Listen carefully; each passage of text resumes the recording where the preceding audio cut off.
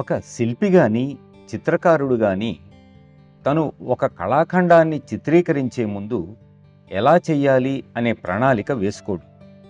ప్రేమతో రంగులద్దుతాడు అంతే.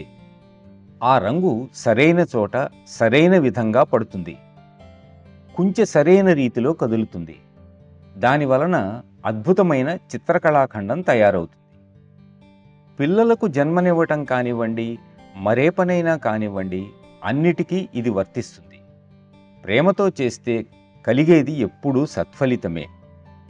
ద్వేషంతో అత్యంత అవాంఛనీయ పరిస్థితుల్లో రాక్షస మనోప్రవృత్తితో శిశువుకు ప్రాణం పోస్తే పుట్టేది రాక్షసులే.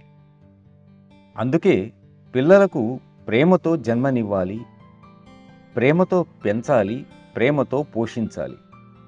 కుటుంబం నుండి ముందుగా ప్రేమే రావాలి. అప్పుడు మాత్రమే వాళ్ళు చక్కని మంచి పిల్లలు అవుతారు. వాళ్ళు భౌతికంగా రాణించకపోయినా కానీ సృష్టికర్త దృష్టిలో వాళ్లే గొప్పవాళ్ళు. నాలాంటి తెలివి తక్కువ వాడిని భగవంతుడు ఏమి చేసుకుంటాడు అని మనం అనుకోకూడదు. నిన్ను ఎందుకు సృష్టించాడని ఎన్నడూ ప్రశ్నించకు. అది తెలుసుకునేందుకు ప్రయత్నించు. దానిని నెరవేర్చేందుకు ప్రయత్నించు. చివరికి సహజ మార్గం అందించే అంతిమ సందేశం ఇదేనని నేను నమ్ముతున్నాను.